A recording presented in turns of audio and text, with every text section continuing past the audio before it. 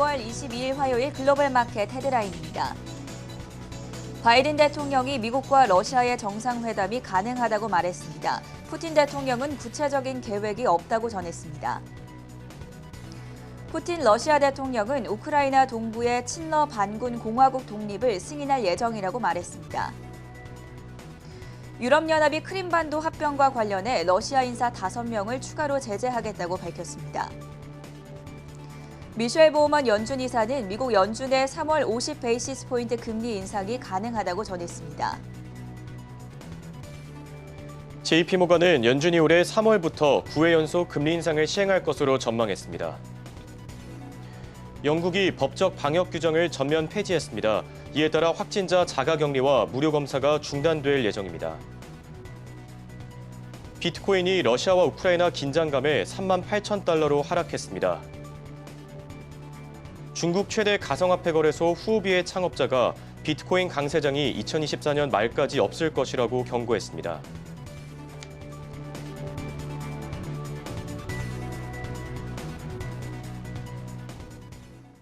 네, 여러분 안녕하십니까? 화요일 굿모닝 한경 글로벌 마켓의 전세원입니다. 안녕하십니까? 홍성진입니다. 현지 시간 월요일 미국 증시 대통령의 날을 맞아 휴장했습니다. 미국의 초대 대통령이죠. 조지 워싱턴의 탄생일을 기념해서 증시는 쉬어가지만 그래도 굿모닝 한경 글로벌 마켓은 오늘 또 다양한 소식을 준비했죠.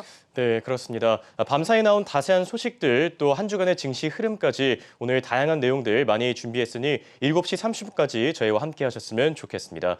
그럼 화요일 굿모닝 한경 글로벌 마켓 지금 시작합니다.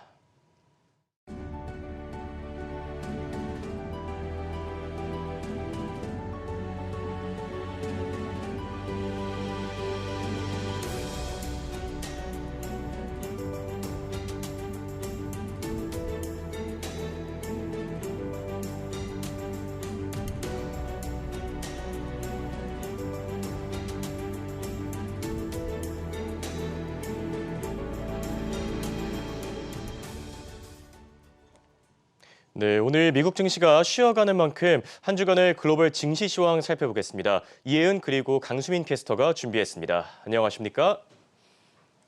네, 먼저 이혜은 캐스터 글로벌 증시 시황부터 짚어주시죠. 네, 미국 증시가 대통령의 날로 휴장한 관계로 오늘은 유럽 증시를 비롯해 아시아 증시 그리고 외환과 원자재 시장 살펴보겠습니다. 먼저 유럽 증시부터 확인해 보겠습니다. 현지 시각 21일 유럽 증시는 상승 출발했는데요. 미국과 러시아의 정상회담 가능성이 증시에 긍정적인 영향을 미쳤습니다. 이날 마크롱 프랑스 대통령은 바이든 미국 대통령과 푸틴 러시아 대통령에게 정상회담을 제안했는데요. 백악관이 양국 정상회담에 원칙적으로 합의했다고 밝히자 투자 심리가 되살아나는 모습이었습니다. 하지만 장 중반 러시아가 정상회담과 관련해 구체적인 계획이 없다고 밝히자 증시는 상승폭을 반납하고 하락 전환했습니다. 여기에 푸틴 대통령은 돈바스 지역의 친러 분리주의자들이 선포한 도네츠크 인민공화국과 루간스크 인민공화국의 독립 승인을 검토한다고 밝혔고 이는 투자 심리 위축으로 이어졌습니다. 따라서 독일의 닥스 지수는 2.07%, 프랑스 까크 지수는 2.04%, 범유럽 지수인 유로스톡스 600 지수는 1.30% 내렸습니다. 한편 영국의 푸츠 지수는 0.39% 하락하는 데 그쳤는데요. 영국이 자가격리 등 방역 규제를 폐지할 예정이라는 소식이 낙폭을 줄이는 데 도움을 줬습니다. 이어서 아시아 증시도 체크해 보겠습니다. 먼저 국내 증시입니다. 코스피는 어제 우크라이나 지정학적 리스크가 지속되면서 하락 출발했습니다. 지난주 글로벌 증시를 흔들었던 우크라이나와 러시아를 둘러싼 지정학적 리스크가 월요일 장까지 이어진 건데요. 장 초반에 2,700선이 붕괴되기도 했는데 외국인과 기관이 순매도하며 지수 하락을 이끌었습니다. 하지만 점차 낙폭을 만회해 장 후반 2,740선까지 올라왔는데요. 장중에 미국과 러시아가 정상회담을 추진 중이라는 소식에 지정학적 리스크 완화 기대감이 형성됐습니다. 이날 코스피는 전장 대비 0.03% 하락 마감했는데요. 한편 코스닥은 0.29% 상승했습니다. 미국과 러시아의 정상회담 가능성, 기관과 개인이 순매수 움직임을 보인 점이 증시에 호재로 작용했습니다. 21일 니케이 지수는 0.78% 빠지면서 하락 마감했습니다. 장 초반 우크라이나를 둘러싼 지정학적 위기에 2.11%까지 내리기도 했는데요. 하지만 미국과 러시아가 정상회담에 합의했다는 소식에 낙폭을 점차 줄여나갔습니다. 하지만 미국 미국의 긴축 우려와 일본 내 코로나19 확산이 시장 불안 요소로 작용하며 반등을 제한했습니다.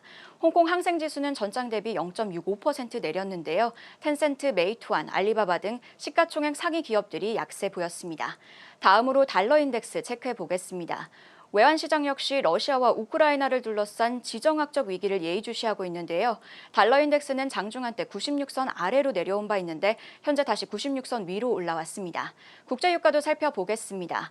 오늘장 국제유가는 우크라이나 상황이 일촉즉발의 위기 상황으로 치닫자 공급 우려가 제기되며 오르고 있습니다. WTI는 현재 3.16% 상승해 93달러에서 거래되고 있습니다. 이번에는 금 가격입니다. 금은 우크라이나를 둘러싼 지정학적 긴장감이 완화될 조짐을 보이자 장중에 하락하기도 했는데요. 하지만 지금은 반등에 성공해 현재 0.35% 상승하고 있습니다. 끝으로 은입니다. 오늘장 은 가격은 보합권에서 움직이고 있습니다. 현재 0.18% 소폭 하락하고 있는데요. 지금까지 글로벌 증시 살펴봤는데 다음으로 강수민 외신캐스터가 주간 특징주 짚어드립니다. 네, 지난 한 주간의 미국 증시 특징주 정리해보는 시간입니다. 지난 한 주간 미국 증시는 러시아와 우크라이나의 지정학적 긴장 고조를 주시한 가운데 흐름이 좋지 않았습니다. S&P 맵을 통해서 섹터별로 더 자세히 살펴보겠습니다. 네, 이미 소비재 가운데선 자동차 관련주 짚어보겠습니다. 먼저 테슬라인데요. 주간 단위로 0.35%가 떨어졌고 금요일 종가 기준 800슬라로 내려온 상황입니다.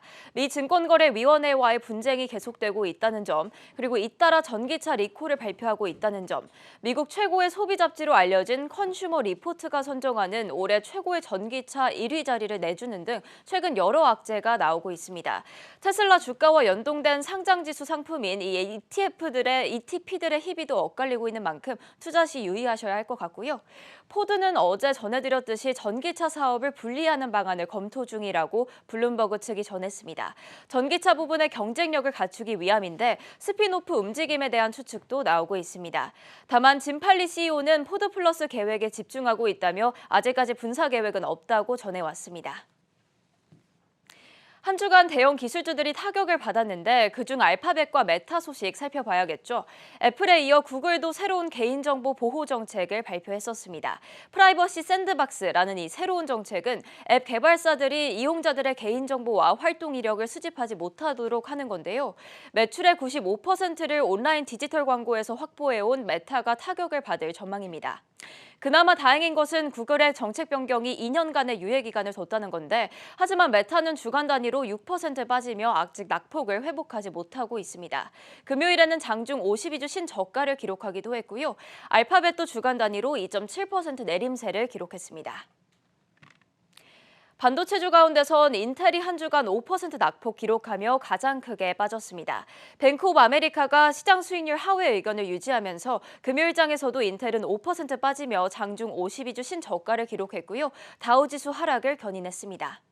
엔비디아는 주간 단위로 1%가 빠졌습니다. 시장 예상을 크게 웃도는 호실적을 발표하고도 주가가 오히려 빠진 건데요. 크게 세 가지 이유로 설명할 수 있습니다. 우선 반도체 공급망이 여전히 불안하다는 점입니다.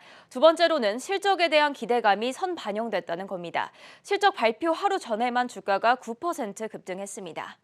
마지막으로 연간 성장률은 오히려 둔화됐다는 분석입니다. 지난해 매출액 성장률이 61%였던 데에 반해서 올해 1분기 매출 전망치는 전년 대비 40에서 45% 성장률로 집계가 됐고요. 엔비디아 주가가 작년에만 125% 오른 걸 감안했을 때 이번 실적에 대한 투자자들의 기대가 더 커졌던 걸로 보입니다. 알파벳과 메타를 포함한 빵주는 일주일간 모두 하락했습니다. 그런데 기술주 가운데 환하게 초록불을 켠 종목도 있었는데요. 시스코 시스템즈는 주간 단위로 6% 상승폭 기록했습니다. 실적 발표에서 4분기 매출과 주당 순이익 모두 시장 예상을 웃돌았고요. 올해 가이던스도 긍정적으로 제시했습니다.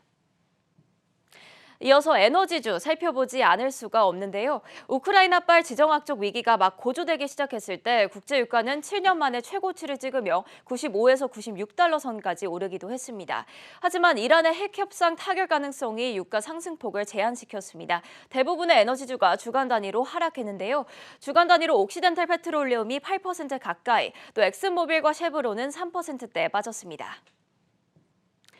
그나마 한 주간 흐름이 비교적 좋았던 섹터는 필수 소비재였습니다. 그중에서도 코카콜라는 주간 단위로 3.7% 오름세 나타냈는데요. 앞서 코카콜라는 4분기 실적도 선방했습니다. 연내 자사주 매입 계획을 발표했고요. 올해까지 60년 연속의 연간 배당금 인상을 발표하면서 주가가 올랐습니다. 월마트도 배당금 인상을 발표했고요. 4분기 매출과 주당 순이익 모두 시장 예상을 웃돌았습니다. 주간 단위로 2% 가까운 오름세 나타냈습니다. 이렇게 지난 한 주간의 미국 증시 특징주 짚어보는 시간이었습니다. 네, 지난주 미국 증시 상황 자세히 살펴봤고요. 이어서 해외 토픽과 또 글로벌 이슈 상황 확인해 봐야 되겠죠. 최보아 캐스터와 함께하겠습니다. 네, 최보아 캐스터, 아무래도 오늘 시장의 가장 큰 이슈겠습니다. 우크라이나 쪽 상황 현재 어떻습니까? 네, 첫 번째 소식입니다. 미국의 바이든 대통령과 러시아의 푸틴 대통령이 우크라이나 사태와 관련해서 정상회담에 원칙적으로 합의했습니다. 프랑스의 마크롱 대통령이 두 나라의 정상회담을 제안했고 양국이 이를 수용한 겁니다. 마크롱 대통령은 러시아가 우크라이나를 침공하지 않을 경우에만 두 나라의 정상회담이 열릴 수 있다고 강조했습니다. 본 정상회담은 미국과 러시아의 외무장관이 이번 주 안에 만나서 주제를 조율할 예정입니다. 다만 아직 구체적인 계획은 없는 것으로 밝혀졌습니다. 미국과 러시아가 정상회담의 개최를 수락했다는 소식에 금융시장도 출렁였습니다. 일단 금값의 오름세가 주춤해졌습니다. 금값은 지정학적인 긴장감이 고조되면서 고공행진하는 모습을 보여왔습니다. 일각에서는 사태가 진정되지 않는다면 2020년 8월의 최고가인 2,051달러를 넘어설 수도 있다라고 예측하기도 했습니다.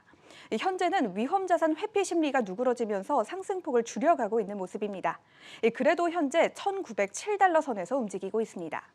안전자산 선호 심리가 완화되면서 달러화는 유로화와 파운드화, 그리고 호주 달러화에 비해서 약세를 나타냈습니다. 엔화도 달러 대비 강세폭을 줄였습니다. 해당 소식에 유가도 변동성이 높았습니다. 지정학적인 위기가 높아지면서 끝을 모르고 오르던 국제 유가도 주춤하는 모습이었습니다. 0.4% 이내에서 소폭 떨어지다가 사태가 완화되면서 현재 WTI는 93달러 선에서 브렌트유는 96달러 선에서 움직이고 있습니다. 두 번째 소식입니다. 미국에서 인플레이션이 잦아들 기미가 보이질 않고 있습니다. 이에 따라 월가에서는 연준의 금리 인상에 대한 예상치를 계속해서 상향 조정하고 있습니다. JP모간도 연준이 앞으로 FOMC 회의를 열 때마다 9회 연속으로 금리를 25베이시스 포인트씩 인상할 것으로 내다봤습니다. FOMC 회의는 매년 1월과 3월, 5월과 6월, 7월과 9월, 그리고 11월과 12월 등 1년에 총 8차례 열립니다. 올해 남은 7차례와 내년 초에 2차례에 걸쳐서 최종적으로 9회 연속 금리를 인상한다는 전망입니다. 또 JP모간은 올해 연말에는 기준금리가 1.75%에서 2%, 내년 3월에는 2.25%에서 2.5%에 이르게 된다라고 점쳤습니다. 지난 1월 미국의 소비자 물가지수 CPI가 전년 동기 대비 7.5% 급등하면서 40년 만에 가장 큰 상승폭을 기록한 뒤에 나온 의견이기 때문에 주목해 볼 만합니다. JP모간은 인플레이션이 기록적인 고점에서 떨어질 조짐이 보이지 않는다라고 우려했습니다. 또 최근 들어 에너지 부문의 가격 압력이 약해질 가능성이 높아지기는 했지만 강력한 성장세와 수요의 확대, 그리고 비용 상승까지 맞물리면서 물가가 끊임없이 오르고 있다라고 분석했습니다. 이에 더해 올해 1분기 전 세계 CPI 전망치를 기존 3.5%에서 5.7%로 올렸습니다. 금리 인상 전망치를 높게 잡고 있는 건 다른 기관도 마찬가지입니다. 앞서 골드만삭스는 올해 금리 인상에 대한 전망치를 기존 5회에서 7회로 올렸습니다. 뱅크 오브 아메리카도 7차례, 즉 남은 FOMC 회의를 열 때마다 금리 인상에 나설 것으로 예측했습니다. 연준의 관계자들도 긴축적인 통화 정책이 필요하다는 점을 강조하고 있습니다.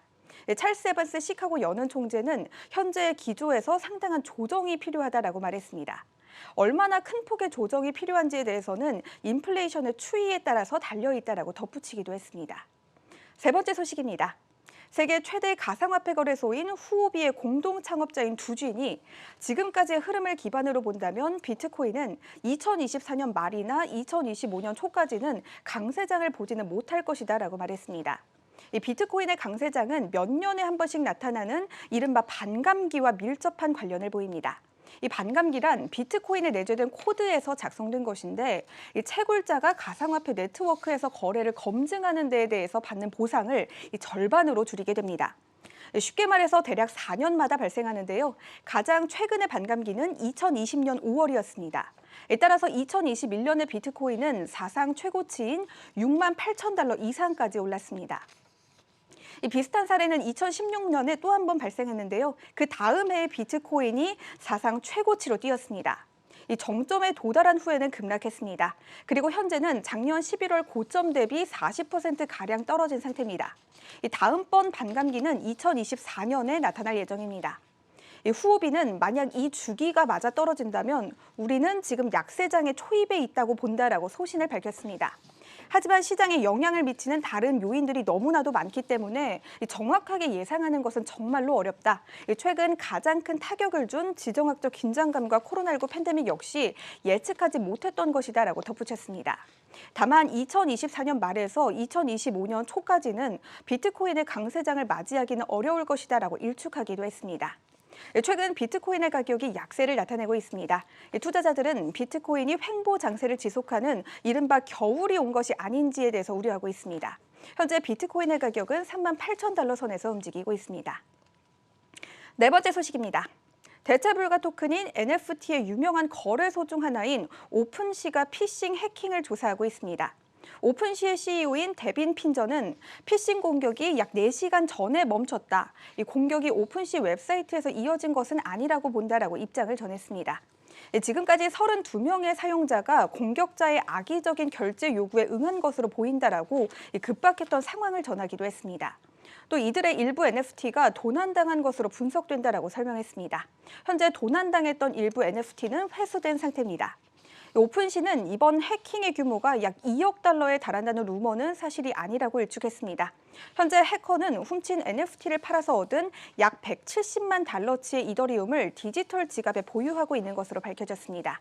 그리고 더 이상의 활동은 보이지 않는 것으로 파악됐습니다. 다섯 번째 소식입니다. 미국에 이어서 독일도 테슬라의 오토파일럿 결함 가능성에 대한 조사에 착수했습니다. 독일 연방도로교통청인 KBA는 테슬라의 자동 차선 변경 기능에 대해서 검토 중이다라고 말했습니다. 또 유럽에서의 사용이 승인된 상태인지에 대해서도 면밀하게 알아보고 있습니다. KBA는 유럽 내 테슬라 차량에 대한 승인을 담당하고 있는 네덜란드 교통당국과도 접촉하고 있는 것으로 전해지기도 했습니다. 이 논란의 오토파일럿은 테슬라의 첨단 운전자 보조 시스템인데요. 이 차량의 제동, 가속, 그리고 조향을 돕습니다. 앞서 미국 도로교통안전국인 NHTSA도 테슬라의 일부 차량이 고속도로에서 이유 없이 급제동할 수 있다는 이유로 전격 조사에 착수한 바가 있습니다. 테슬라는 완전 자율주행 소프트웨어의 결함과 차량 앞유리의 성해 제거 기능 오류, 그리고 안전벨트 경고음 문제까지 불거지면서 잇따라 무선 소프트웨어 업데이트를 통해서 수정하겠다라고 발표한 바가 있습니다. 한편 독일의 베를린 인근에 위치한 테슬라의 첫 번째 유럽 기가팩토리 공장에 대한 공사도 예상보다 더디게 이루어지고 있습니다. 이 산림 파괴로 인한 수자원 고갈과 야생동물의 서식지 훼손 가능성으로 인해서 환경단체가 이의를 제기했기 때문입니다. 마지막 소식입니다. 미국의 행동주의 투자자인 칼 아이칸이 맥도날드의 돼지에 대한 처우를 개선하라고 요구하면서 위임장 대결을 시작했습니다. 이 본 문제의 맥점은 맥도날드의 돼지고기를 공급하는 업체들이 새끼를 가진 돼지를 비좁은 철장에 한 마리씩 가두는 방식으로 관리한다는 겁니다. 앞서 2012년에 맥도날드는 이런 방식을 고수하는 업체로부터 돼지고기를 구매하는 것을 잠정 중단할 것이다라고 약속한 바가 있습니다. 하지만 10년이 지난 지금 아이칸은 맥도날드가 당시의 약속을 지키지 않고 있다라고 불만을 표했습니다. 맥도날드는 당시의 약속 이후 업계를 선도해왔다고 강조했습니다. 임신 기간 중에 작은 금속 틀에 갇히지 않은 돼지를 사용하는 비중이 60%라고 말했습니다. 그리고 이 비율은 올해 말까지 85%에서 90%로 높일 것이라고 말했습니다. 하지만 아이칸은 돼지를 가두는 방식 자체를 완전히 금지할 것을 현재 요구하고 있습니다. 실제로 맥도날드는 미국 생산량의 1%를 구매할 정도로 많은 돼지고기를 사들이고 있기 때문에 우려의 목소리가 높습니다. 맥도날드는 아이칸이 가진 자사에 대한 지분이 높지 않다고 일축했습니다. 그러나 지난해에 기후변화 문제와 관련해서 목소리를 내온 행동주의 헤지펀드가 적은 지분으로도 엑손모빌의 이사 3명을 교체하는 이변을 일으킨 사례가 있습니다. 따라서 맥도날드의 입장에서는 아이칸의 의견을 아예 무시할 수는 없습니다. 이 양측이 합의를 이루지 못한다면 올 봄에 열릴 정기 주주총회에서 주주들은 이사 후보들에게 투표하게 됩니다. 현재 아이칸은 맥도날드 이사회 자리에 2명을 추천한 상태입니다. 이사회는 아이칸의 추천을 검토할 것이라고 밝혔습니다. 또 이날 JP모간은 임의 소비재와 관련해서 맥도날드를 매수할 것을 권고하지는 않는다라고 말하기도 했습니다. 네, ETF와 관련된 다양한 소식들 확인해보는 ETF 플러스 시간입니다. 도움 말씀 위해 글로벌엑스 아시아 전략 담당 한동훈 이사 연결돼 있습니다. 안녕하십니까? 네, 안녕하십니까. 글로벌엑스에서 아시아 지역 전략을 담당하고 있는 한동훈입니다. 네, 한 주간 또 다양한 이슈들이 많았습니다. ETF 시장에서 좀 꼽을 만한 또 확인해 볼 만한 이슈들부터 짚어주시죠. 네, 최근 한 주간 ETF 소식을 한번 보면은 러시아 우크라이나 전쟁 우려감이 계속해서 이어졌습니다. 이 소식에 따라 소강 상태를 보이다가 재차 부각이 되고 다시 한번 이제 그 정상회담이 예상이 되고 있는데요. 이러다 보니까 시장에 계속해서 변동성을 주었고요. 그러다 보니까 지난주와 마찬가지로 초단기 채권 ETF 자금 유입이 계속해서 이어지는 상황이었습니다. 그리고 금과 같은 안전자산 관련 ETF들의 성과가 우수하였었는데요. 그 ETF인 GLD 같은 경우가 1.9% 상승을 하였고, 그리고 금 채굴 기업에 투자하는 GOEX가 한 주간 2.5%의 상승세를 보였습니다. 아무래도 증시 변동성이 높아지다 보니까 안전자산에 대한 선호 심리도 높아지는 것 같은데요. 오늘은 좀 특별한 내용을 준비해 주셨습니다. 사이버 보안과 관련된 내용 준비하셨죠? 네, 맞습니다. 최근 들어 사이버 보안은 새로운 혁신 기술들이 계속해서 증가함에 따라서 아주 중요해지고 있죠. 특히 코로나 시대를 겪으면서 저희가 재택근무, 원격 근무가 일반화되었고요. 그리고 언택트 시대를 맞이해서 디지털화가 빠르게 확산되고 있는 그런 추세입니다. 미국 같은 경우는 저희 직장이나 많은 기업들 같은 경우도 보면은 코로나가 끝난다고 하더라도 이미 이 환경에 조금 적응이 되다 보니까 아마 회사 근무와 재택 근무가 한 절반 정도로 되지 않을까라는 생각을 하고 있고요. 상황이 이렇다 보니까 해킹 및 사이버 보안 위협이 갈수록 증가를 하고 있습니다. 2021년도 초에 조사된 바에 따르면은 전 세계 사이버 공격에 따른 일일 피해액이 한 19조 원 정도로 예상을 하고 있고요. 그리고 1년 피해액을 따져보면 한 7천조 원 정도로 어마어마한 금액으로 지금 나올 것 같습니다. 사이버 공격으로 인해서 기업들은 경영 손실이라든지 정보 유출, 정보 손실, 매출 손실, 인프라 파괴 등 다양한 피해를 겪고 있는 그런 상황입니다. 이러다 보니까 세계경제포럼에서는 사이버 보안 문제를 코로나 이후 심화된 문제 중에서 7위로 선정을 하게 됐는데요. 이 순위는 전염병이라든지 자산버블 붕괴 위험보다도 높은 순위라고 얘기를 하고 있습니다. 또한 최근에는 암호화폐라든지 디파이 시장이 발달을 하다 보니까 여기에 따른 해킹으로 인해서 금전적인 피해가 속출하고 있고요. 그리고 NFT라든지 메타버스 등을 시작으로 웹 3.0 시대를 준비하다 보니까 더욱더 데이터가 방대해지고 탈중앙화되면서 이 정보가 더욱더 이제 또 개인화되겠죠. 개인화되고 커스터마이즈하다 보니까 여기에 따른 사이버 보안에 대한 이슈가 계속해서 불거질 것으로 보입니다. 네, 전염병보다 더 심각한 문제다. 확실히 투자자들이 많이 조심해야 되는 부분일 것 같은데 그렇다면 이 사이버 보안에 대한 향후 전망과 또 현황은 어떻습니까?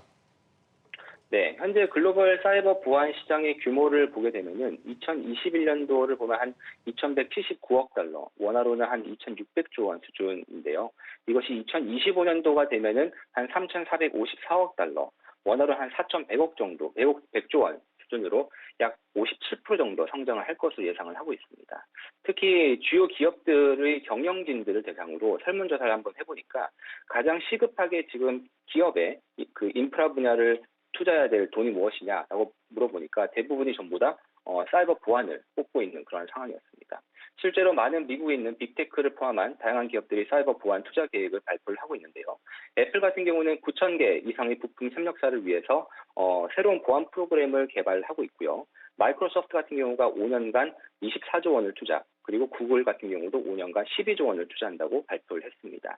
JP모간 같은 경우는 사이버 보안 비용으로 매년 7,200억 원을 투자할 예정이면서 IT 인력을 3,000명 이상 배치할 것으로 알려져 있습니다. 자, 상황이 그렇다면 이 사이버 보안 업체들에 대한 이 빅테크 기업들의 관심도 남다를 것 같은데요. 네, 맞습니다. 그러다 보니까 실제로 사이버 보안 기업들에 대해서 M&A 규모 그리고 M&A 거래 건수가 빠르게 증가를 하고 있습니다. 작년 3분기에 집계된 자료에 의하면은 사이버 보안 관련 딜 건수가 전년 대비해서 60% 이상 성장세를 보였는데요. 이것은 이제 IT 기업 전체로 봤을 때 평균 11% 정도 상승을 했는데요. 그거 대비해서는 거의 뭐 5배, 6배 정도 높은 수준이죠. 또한 정부가 적극적으로 사이버 보안에 대한 투자도 한몫을 하고 있습니다. 2022년도에 사이버 보안 관련된 투입될 예산이 한 12조 원 수준이면서 작년에 통과된 인프라 부양안 같은 경우도 사이버 보안 예산이 2.4조 원 정도가 같이 포함되어 있습니다. 거기다가 사이버 보안 업체들이 성장성도 상당히 우수해서 12개월 예상 매출 성장률을 보자면은 현재 한 23.4% 정도를 기록을 하고 있는데 이것은 S&P 500 평균의 10% 대비해서 2배 이상이 높은 수준이라고 볼 수 있을 것 같습니다. 그래서 사이버 보안 테마와 관련된 기업들을 한번 살펴보자면은 네트워크 보안, 그리고 프로토콜 회사, 어플리케이션 보안 업체, 하드웨어 및 시스템 보호 업체들이 이렇게 주로 있는데요. 주요 업체들로 저희가 설명을 드리면은 네트워크 보안 시장 점유율 1위인 팔로알토 네트워크, 그리고 보안 소프트웨어 개발 업체인 폴티넷, 그리고 방화벽, 데이터 암호화 업체인 체크포인트 소프트웨어, 그리고 클라우드 보안 업체인 Zscaler 같은 그러한 기업들이 대표적으로 있습니다. 네, 이렇게 오늘은 사이버 보안과 관련된 다양한 내용들 짚어주셨는데요. 마지막으로 투자자들이 가장 궁금해하는 부분이겠죠. 자, 투자를 하려면은 어떤 ETF를 봐야 되는지도 짚어주시죠. 네, 현재 사이버 보안 관련 대표적인 ETF가 한 3가지 정도가 있는데요. 그 티커로 보면 이제 사이버, 핵, 그리고 버그 3가지 정도가 있습니다. 사이버와 핵 같은 경우는 2014년, 15년도에 만들어졌고요. 버그 같은 경우는 가장 좀 최근 2019년도에 상장이 되었는데요. 사이버 같은 경우는 6조 원, 핵 같은 경우는 2.4조 원, 버그는 1.2조 원 수준이기 때문에 전부 다 이제 1조 이상의 대형 ETF이기 때문에 아마 투자분들께서 거래하신 데는 큰 문제가 없을 것으로 보입니다. 보수로 따지면은 이제 사이버 핵 같은 경우 0.6%, 버그가 0.5% 정도 수준이고요. 세 ETF 전부 다 미국 비중이 조금 높은 수준이고, 사이버와 핵 같은 경우는 대형주 비중이 조금 높은 수준, 버그 같은 경우는 사이버 보안 연관성이 조금 높다 보니까 중소형주 비중이 높은 그러한 특징이 있습니다. 최근 성과는 시장 하락에 맞물려 있지만 나스닥 대비해서는 계속해서 양호한 성과를 보이고 있습니다. 네, 이렇게 오늘은 사이버 보안과 관련된 다양한 소식들 살펴봤습니다. 지금까지 도움 말씀을 글로벌엑스 아시아 전략 담당 한동훈 이사였습니다. 감사합니다. 감사합니다. 네, 저희는 7시 30분까지 계속됩니다.